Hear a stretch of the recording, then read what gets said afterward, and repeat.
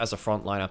So now suddenly you have Asher engaged. You're going to have Flandre coming through the wall. I mean, technically it could go to Kanavi as well. We've typically seen it more towards the top lane, though. You gotta look into the slate. Also, technically a flex pick between jungle and Kanavi certainly plays it, that's true. So we'll keep our eyes on that. We did see a little bit of it yesterday from Meteor, who didn't have the greatest time on it. But we know it's certainly been popping up again as a potential option. See what EDG want to lock in here. Might well be either a jungler or a support. I think the Nautilus would make a lot of sense. It's such a good pairing with the Varus.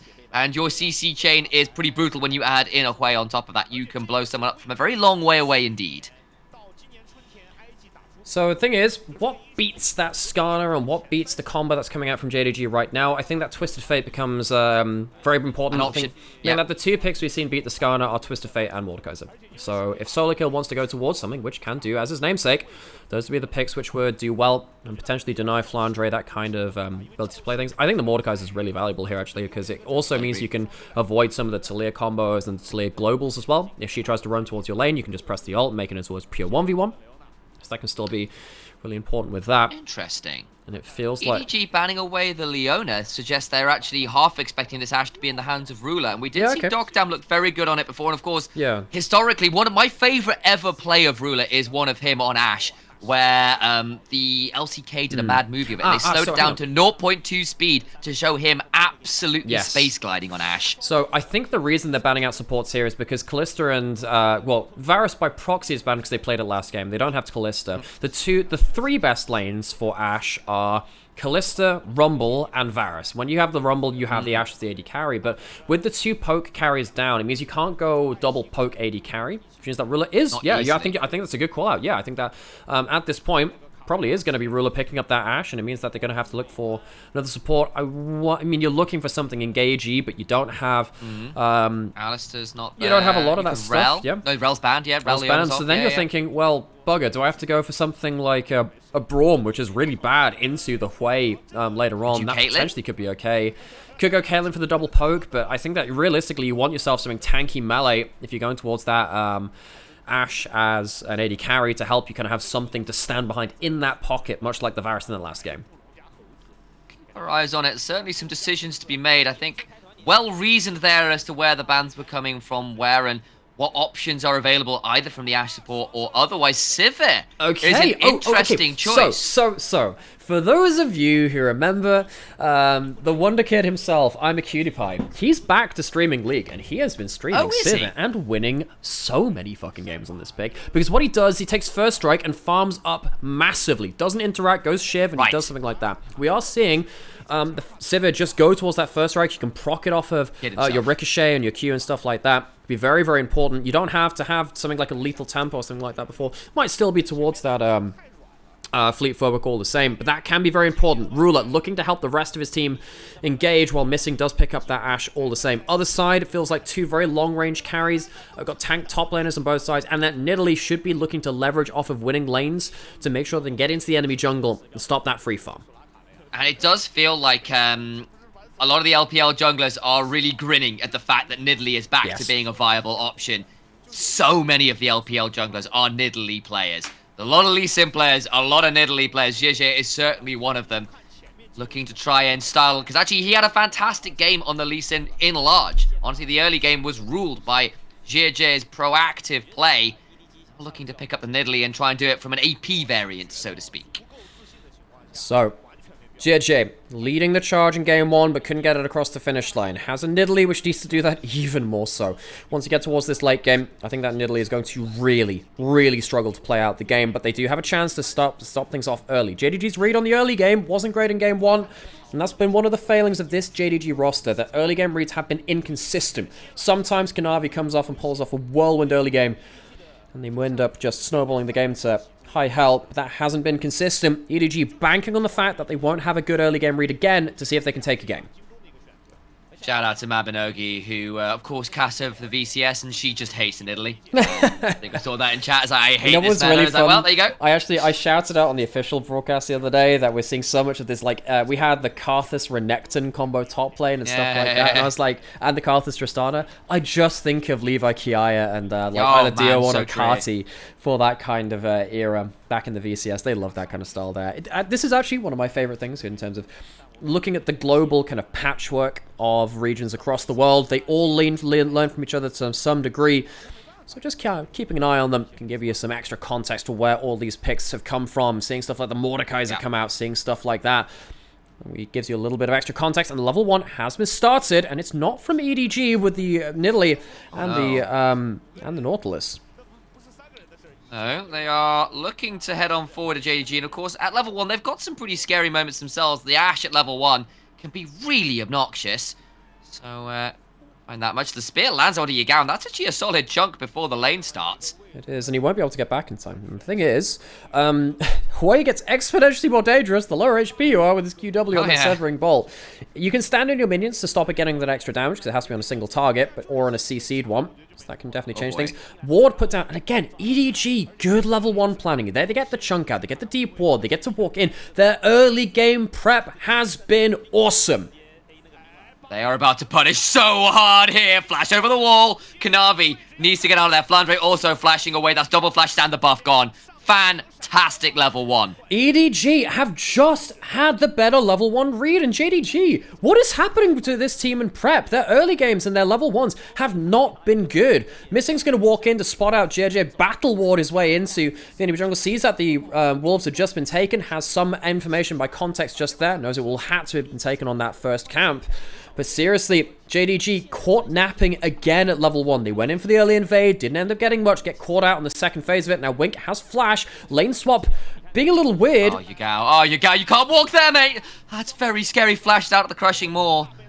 Wink doesn't blow his own summon. I seriously thought there was a flash dredge line coming Yugao's way there. I think if that first bit of CC hit, that almost certainly would have been what would happen at that point. So Yugao chunked out at level 1, loses flash at level 2. JDG, they would love to be farming up. It's going to be the fleet footwork on the Sivir, by the way, not the first strike, which we talked about. The tech coming in from Cutie Pie. But still worth noting that one. Maybe that'll be something that we see a little later when that tech spreads a little further. EDG had kept the Varus and the Cassandre together. Now, there is an important moment for this, by the way. One of the changes that came in after MSI is that when you have shared XP, duo experience, you get more nowadays than you used to. It means that in lane swaps, you get to get some extra XP as a top laner if you stick with the clump as well. You can see that everyone getting towards that level 2. Can see, though, the plate's falling so quickly on the bot side of the map with the Ashe and the Sivir. That's exactly it. They're doing so much work here towards this tower. Very difficult to manage at this point. Damage topside as well as solo kill. Manages to chunk some towers, but honestly, gold into the AD carries feels a lot more valuable. Flandre will flash up. Well, not flash away, teleport away. Wrong summoner spell choice there. Be a third plate going on down. Feeling pretty okay for the Sivir in the grand scheme of things there. JJ's going to get himself that Gromp, see what's, and it's going to be in one scuttle apiece as well. So JJ, I mean, credit to Kanavi, I suppose, not going to be exploding in terms of CS advantage. It's going to be fairly even. I think it's just one camp ahead.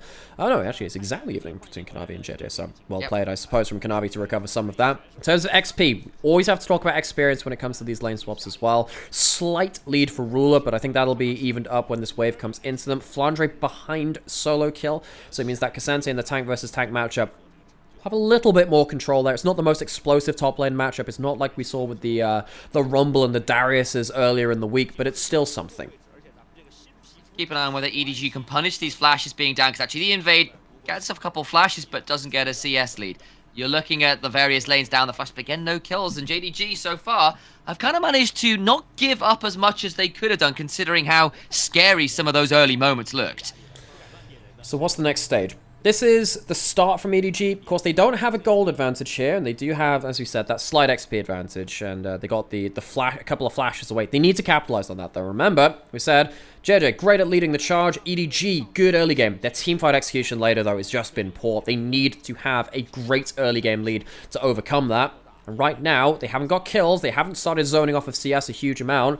And you've got Ruler on a champion that is very happy to sit and farm. EDG need to accelerate still. JJ looking to theoretically get into the enemy jungle here and just spot out whether Kanavi's on the side of the map, but he's not. And Grub's spawning very shortly, it'll be about 5.5 minutes, so he could stick around for those theoretically, maybe do Krugs and then come back on over. Kanavi going to get towards that first dragon, so that'll be something there from JDG. Yeah, I think actually, despite the good level 1 prep, EDG haven't managed to do much off of it. So credit to them for getting that level 1. Credit to JDG to stabilizing and not allowing EDG to just explode and letting themselves panic. I think Kanavi has been very good at reading early games and when he has been under pressure and then getting himself back into the game. That was actually something that Kanavi was awful at. If you look back to early 2023 and particularly in 2022, if he didn't have pushing lanes, he would still invade and fall apart. Yeah. I think Kanavi has really grown as a player, and it's worth talking about that because he is one of our best junglers in the LPL. He went from being the best aggressive jungler with pushing lanes, where he's playing stuff with the Lilia, to being just all-round one of the very best in the world. And Kanavi on the Lee Sin here has just about got himself... he's getting himself towards that level 6 soon. Really feels like Kanavi can start to lead something off when Missing gets that ult as well. The bow conundrum that we saw back in LEC as well, who would invade whatever. Ooh, good make his lead very low. It's not the lethality Sivir. Shout out to Cabbage family for throwing that one out. Is it Muramana lethality? Oh, that's Sivir wonderful. with the Q-Max. That's wonderful. Okay, folks, that's the context here. So Sam and I, when we started casting a lot of like Japanese League of Legends. We also cast a lot of UK University as well. We went around the UKEL. There was a team called the Cabbage Family, and they are one of my favorite teams of all time. What a team! They were a team that stuck together from university for about 3-4 years, and they just pulled out the weirdest shit. And they were really good. They were the team that brought lethality Sivir to ERLs, actually, weirdly, through that. They were very good around that meta. Ruler using a spell shield. One of the things about the spell shield now is that it doesn't give you as much mana back, but it gives you health back. You can heal off of that one. And you see the Ruler making the most of that one, continually pushing in. Navi, maybe if he can find a good Q here, could do some serious work. Oh! Stops the back though. Leave cancels his recall. Has barrier, and he knows that JJ is coming down here as well. Kanavi, not level 6, doesn't have the full burst potential, and Ruler and Missing, as you mentioned earlier, not the most mana or HP to work with.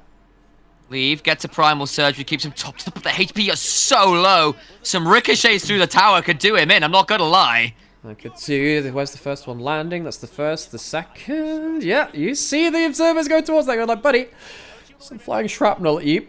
Be aware of that one. It's got a barrier at least, so can always bait it just a little bit. Lower the blast shields. Lower the blast shields. What's that bit in A New Hope? It's like, close the blast shields. Open the blast doors. Open the blast doors. Open the blast doors, yeah. You'll notice, folks, occasionally, we lose things to talk about the game, and we go into whatever pop culture reference we want to go towards at that point. I mean, Acolyte came out last night, so we need to watch that. I haven't watched that. We should do that. Oh, man, that's great. That's true. I'm looking forward to Trinity from Matrix being a Jedi. Carrie-Anne Moss. Carrie-Anne Moss, my go. Yeah. There we go. You know, I never realized that Carrie-Anne Moss was in Mass Effect. She's Arya T'Loak in Mass that Effect. Makes so much sense. Who is one of the best characters in the Mass Effect franchise. I just never realized that. You know, they added her in as a romance for the Omega DLC, yeah. And you know what? So as long as you're an absolute arsehole, you can romance Arya. I completely understand that. Yeah, Garrus, my beloved, don't get me wrong. As God intended, you should always romance Garrus, but then yes, somewhere down the line, I guess Arya's okay. Liara was always my go. So you're such a basic bitch, Sam. I know. That Miranda. So yeah, absolutely. Tragic, really. Shun the basic person over. Bitch. I enjoy my video games at a basic level occasionally. It's fine. Oh man, I've been playing through those games again recently, if everyone wonders while they're on the mind. I need to play through Disco Elysium again to have... Those will be the Have real you played weird... it? I've watched the playthrough of it, but I need to actually play through it myself. But I think I owe my chat a playthrough of Disco Elysium. That would be... That's a wonderful time. For those of you who've never played Disco Elysium, one of the weirdest RPGs of all time, and just so weird. But yeah, it's the highest rated game on Metacritic, and I completely understand why. Should we get back to the game at hand now? Should we? I don't know. Probably, level 7's been hit by Kanavi, level 8 by Yagao. They're actually a pretty strong point. I feel like we should be setting up for the fact that there's likely going to be an arrow, or wall, and a kick coming in from somewhere. It's not quite the same as the Rely on the Witch and the Wardrobe, but it's another, iconic duo. Arrow? There was the arrow. They can't quite manage to find the Witch and the Wardrobe afterwards. Not quite yet. Instead, what we have got to potentially keep our eyes on the fact that we've got a couple of objectives spawning pretty similar timers, namely in about 45 odd seconds. 3 grubs already went the way of EDG, so I'll be interested to see whether JDG and EDG are willing to split the objectives again and get 2 dragons versus 6 grubs, or whether we are going to see a fight over one or the other. That's a good question to throw in there. With the arrow down, JDG don't have as much option to fight over either of these. It's a big part of their combo. They do have the wall, but Yagao is currently being shoved into mid lane, so we won't be able to use that completely freely right now. As he gets to clear this wave, he'll have another option. Kanavi has kick, but no one to combo with right now. JJ lands a spear. That's we some health off. And let's see what Wink can do with that Nautilus. Nautilus into Varus into Nidalee. That's a powerful execution combo. Here comes the flash. Flash for the dredge line does not land, but Kanavi has to flash in turn. That means there's not going to be no easy access to that flash kick combo that is Yagao's gone so back. He's got himself sit. an item buy. He's going to teleport back and use the wall to get back into the fight. Getting a lot of damage coming in onto the Grubs. They'll go down. That's 4 put in for EDG. That's already a big win for them. Now what about the fight afterwards? Wall comes on down with a teleport in response. Cryin caught on the wrong side. Flandre looking to get into the backline. Will not find that much value as he throws out the T1 flare of all things just to rub it in a little bit more. They get a kill onto the Varus. Solo kill low. The dredge line again goes wide. Kill back onto the Grubs. Gives something for JDG. Shove gets onto Wink, who again falls into the dirt. It's a 1-for-1 trade, but first blood goes the way of Leave. Yagao gets a good amount of value there from the Taliyah. A couple of different combos, but you can see that JDG couldn't quite land the fight. If they'd had that arrow up, or the play had worked just before that point, JDG would have had a much better position to go towards Ruler. At this point in time, doesn't have a huge amount of damage on the Sivir, especially compared to the early Dirk coming in from Pogvarus. It's very good early game damage, which the Sivir just can't bring to the table. Still, it's going to be a couple of Grubs taken from JDG. It's not going to be the full house from EDG and Grubageddon. Grubageddon. You never heard Mazel call it Grubageddon? No, that's fantastic. I could also call it like High Freight Grub as well from the Tyranids, and here comes the Zerg Rush. Solo kill about to go down. We should have said in chat beforehand, no Zerg Rush. And Kanavi baits him into having a bit of a fight afterwards, yeah. See, this is why they were looking to fight elsewhere. JJ eats the wrong end of a Sonic Wave, but the Resonating Strike will not come on through. Get a replay of the fight around those Grubs. Really good wall from Yagao. Just pins people into the right position. Flandre gets a really good intro to this fight, and then the ult just doesn't do much. Gets completely shut out. The arrow comes back at the end of this fight, but it's not for the start of it. Yagao really the person bringing out the damage beyond this point. Really just keeping rocking through. I love this shove back here. Using that just on the edge of the Unraveled Earth towards the other direction. JDG are now 2-1, of course, and the back end of this, they still get that second dragon. Pointing as well as the arrow goes flying from missing. Doesn't land onto Cryin, who sidesteps that arrow as it goes on its merry journey into the skybox. What a skybox that is. Well, I like the Beijing skybox itself. Blink up on top side, has himself an ult in a couple of seconds, but Flandre is kind of hard to kill with Flash and the shield as well. It's kind of very, very hard to take down. Sivir starting to push like an absolute motherfucker on this bot side. Doesn't have a shiv, doesn't need it though. Look how quickly that wave disappears already just to that one item. EDG need to be very quick about how they make plays now because Sivir will respond in cross-map very quickly. Precisely that, and Ruler is doing what we kind of expect on the Sivir, which is get as much gold as possible, as quickly as possible on Sivir. Attempt to dive now onto the Skada, who's not the easiest prospect, I have to admit. They get another plate. They will not get much more than that. This is a good set play from JDG. The Skana is undivable once he has Flash and this kind of amount of stuff there. It feels like just having Sivir on the other side is really important to give EDG a very low time window to say, look, they're going to push in too quickly. You need to make a dive before JDG get to push in on the other side, and you start losing minions towards that tower. You see, that's Ruler very happy to just keep farming up. You can see it in the goal graph. Ruler and Leave kind of matching well enough, but it is Ruler who's currently leading the way there. And that's actually Leave not running towards the first strike, which you have seen semi-regularly on the Poke Varus options, going towards the Halo Blades for a little bit more laning prowess. I can understand the decision-making, but it does mean perhaps not as much gold gained as it could have been. Towards the mid lane we go. Another potential engage around the Herald that started. The last fight got a little bit dicey for EDG. They'd like to have a better angle here.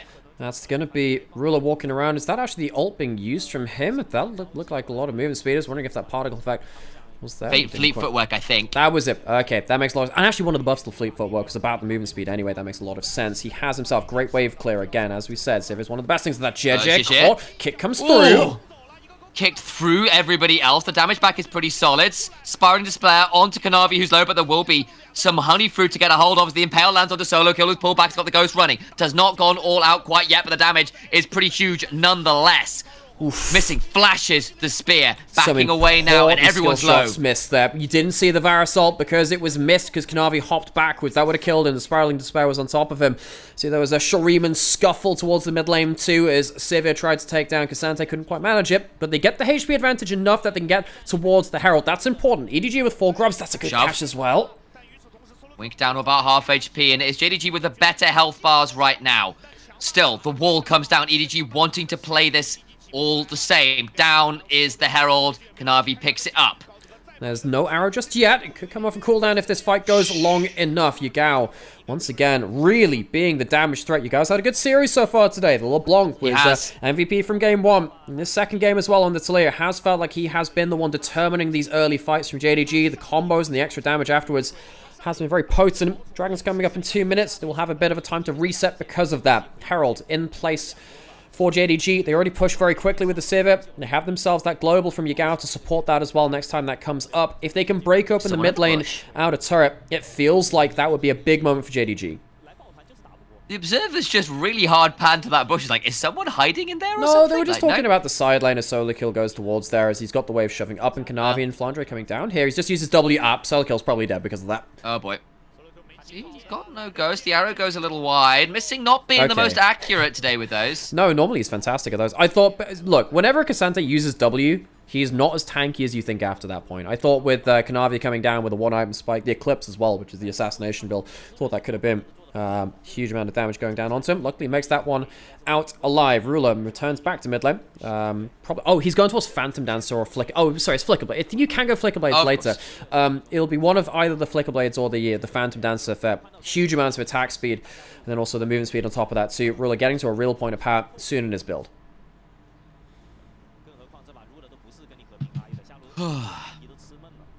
A breather again. Not being the fastest. Honestly, I had a really nice drink of tea. You've got very nice tea. It's been very good. What kind of tea? Got vanilla and honeybush. It's really good. I don't think I've tried that before. I'm upset that I haven't tried that before.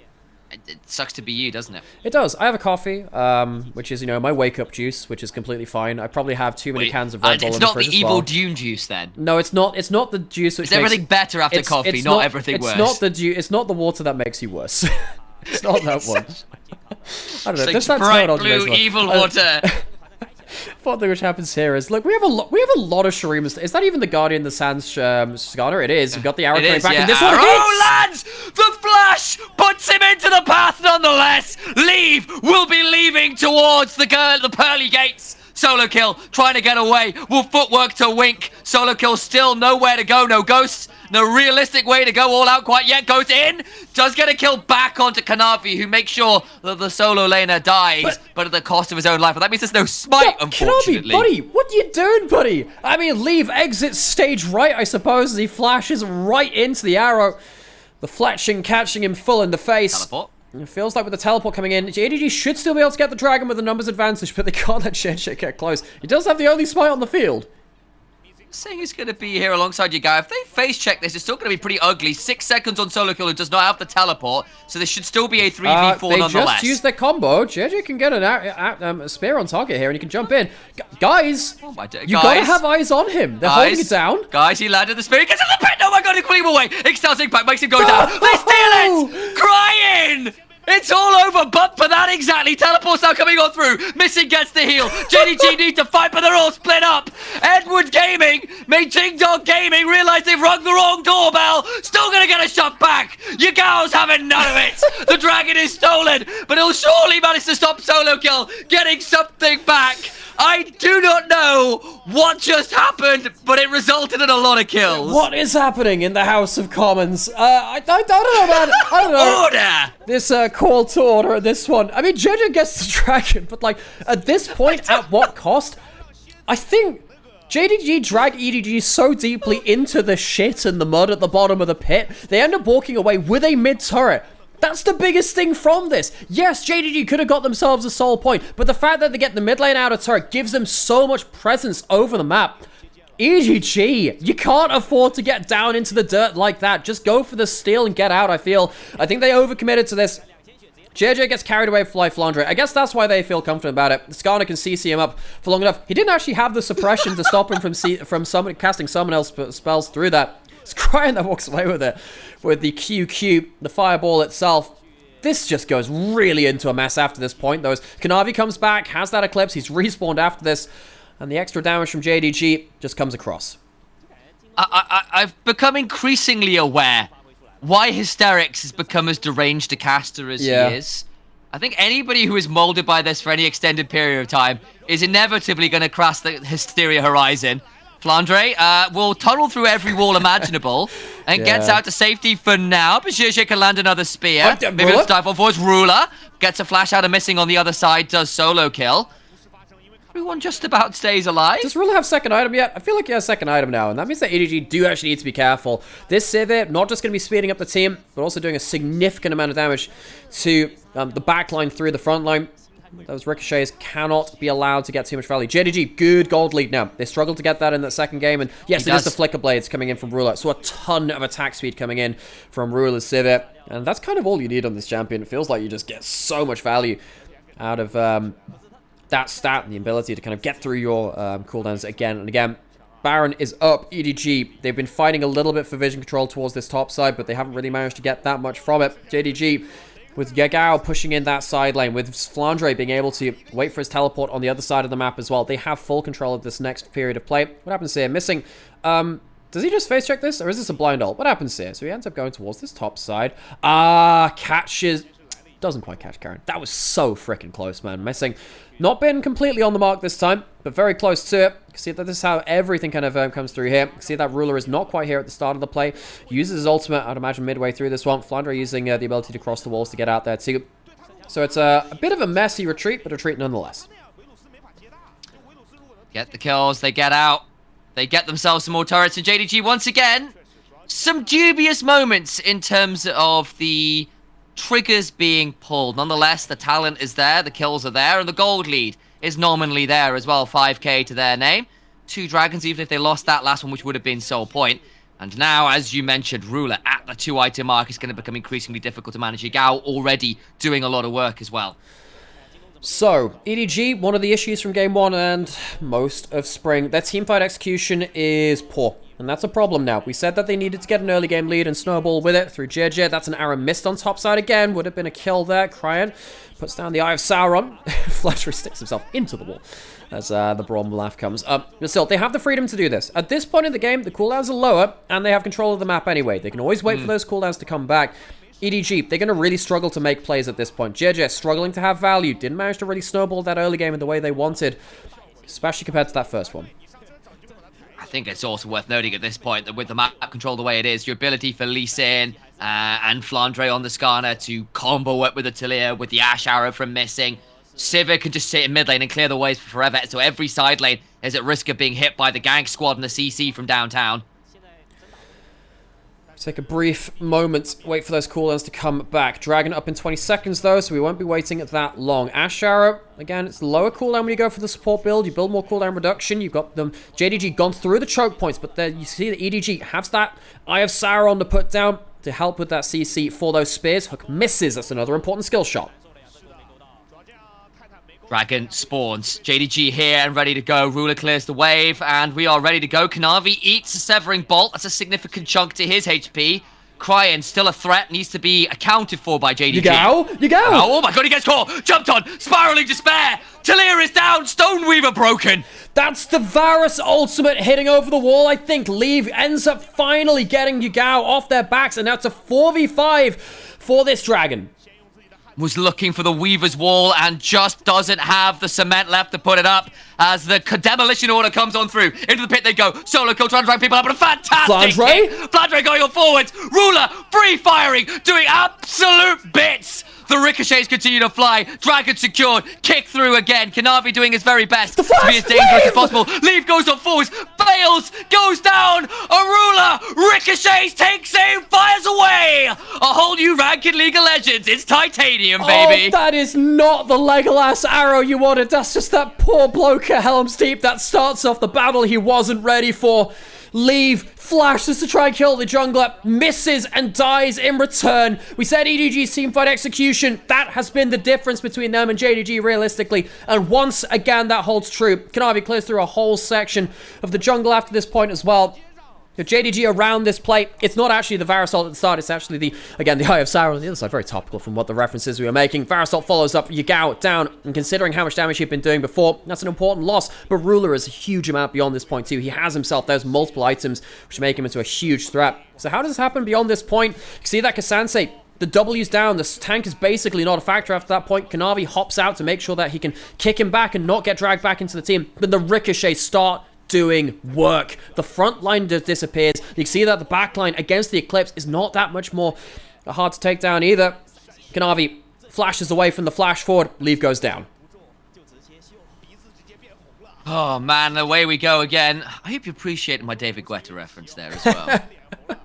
Maybe they should add that into League, the Titanium rank. Where's that coming? It's just before Platinum? Yeah, basically, something like that. I feel like Ruler might be slightly better than that one. Yeah, but Leave. I really don't know what he was doing that flash. You absolutely tried to outplay us. But if they get that kill, maybe they can go on towards a Baron afterwards with the jungler down, but throws himself into harm's way. You can see that JJ's spear was also on point. That would have 100% been a kill if Kanavi was slower on his exit out of that fight. What that means now is the golden pocket, huge amounts of money over to Ruler. He has a Lord Dom, his regards now. He is going to absolutely crap on this front line again. He's not alone. Ruler, can he ult the rest of the team into position? I think he can. Krine's dead. They just make it work. Yagao face checks and he thinks he's got into 2. It's not as easy as that. Flandre comes from the top lane. Now Wink in danger as well. Might be able to give a wink, a nudge, but the problem is being nudged off the edge of a cliff, but not before Leave ensures there's one back at the very least. Here comes the Yagao. Ash falls. And now the teleport's back in. Yagao here, flashing forwards, looking for the seismic shove. It's well W'd from solo kill, but JJ has nowhere to go. The Cougar down for the count. Flandre throws another rock. Now that Talia's not on the picture right now, Double Stone Weaver's doing a lot of work, and Ruler will clear another wave and they'll head straight back towards the Baron. No smite, no mid lane, and no support to deal with. So special about Kanavi's Lee Sin. He has been doing work in this game too without Eclipse. His mobility has been insane. He's kept sticking onto targets, ends the fight full HP. Teleport back in, they need to defend this. They don't have a smite, this will be going down, but at what cost? Ruler with the 3 Yari crying! Not again. Doesn't quite make it happen. They tried to make a decent attempt of it. Solo kill goes all out, but there's just nothing left to go all out with. A meager amount of health is swiftly taken down. And Missing took a little while to get his aim in, but the last few arrows have been superb. Yagao gets himself some reading material as well. The Magi's built up. JDG walk away with a huge Baron opportunity, a huge set of fights. Which one are we focusing on? The first one here. Yagao gets himself a wall to cut off Krine. Knows he has enough HP and the Seraphs as well to survive this one. And he teleports in later with a full head of HP. Kanavi, against single targets, gets huge damage on the Lee Sin as well. And yes, Leave does take down Missing, but he's already used a lot of his cooldowns at this point. Particularly that ultimate being the big one. He has to back off. Kanavi, all the way through this, again, gets himself into individual 1v1s, 1v2s. That is where Lee Sin shines. He can struggle in team fights if he's going win 1v4. Not when it's plays like this. Huge value from the jungler. And you call it out as well. JJ on the other side of the map desperately tries to chunk out the Skada during the teleport. It's like, well, I've done a third of the HP of that. JJ down to 10% HP. Ruler jumped on, still doing damage. Once again, trying to prove that whole new rank. The ricochets are just so obscene at this point. Lands another boomerang blade. Gonna try and look for the arrow here, but Ruler surely has a spell shield. Pops it out just on the off chance into the back line. Go Flandre and Yagao. The wall riding comes on through, and they'll be building it all the way to the nexus of EDG. JDG make the second game a lot cleaner than the first. 2-0, Edward Gaming. Nothing left to say in this one. Oh, and it's even more than the Shuriman scuffle we saw earlier. It is a Shuriman slice and dice and beheading of Edward Gaming in the second game. They made the early game look fancy in game 1. Game 2, they had a strong level 1 as well, but they can't see it out. JDG just team fight better. It's a return to form. We remember them from when they had Yagao in the mid lane. They are just masters of the team fight. Ruler, Yagao, put on a clinic. So it's going to be 2-0 here from JDG. Yeah. They went long in game 1, and they kind of threw it long as well. They made it go the full distance over towards that ult. Game 2, honestly, you just look at how when Kanavi and Missing get their playmaking champions and they're on good form, it is very hard to stand up to them. We've seen JDG, go. They went to 3 games against BLG in spring. They had some great series in the playoffs as well against multiple teams. No, they're not the super team of last year, but they still have a lot of heart, and they have themselves a very powerful core, particularly of that jungle support, making things work. I think Yagao had a fantastic series as well. Yeah. I think he was by far the best performer on EDG, JDG, for both of those games put together. And EDG, sadly for them, won't be able to start off summer with a win. This is a team with a lot of reputation to rebuild, a lot of reputation to try and recover from an awful, awful spring split. It was a hard opponent at the first answer, though. And I don't think EDG should feel too disappointed. That game one in particular, very playable. In many ways, they should have won that. I think they look like they have got some talent here. We'll wait and see how it all develops, but I don't think all hope is lost. It's just JDG are still one of the best teams in the LPL, and a team that has kind of reshuffled a lot of its components versus a team that's coming in synergized from spring and looking to prove that they are worthy of not just being JDG, so to speak, but looking to the LPL again. Go to Worlds.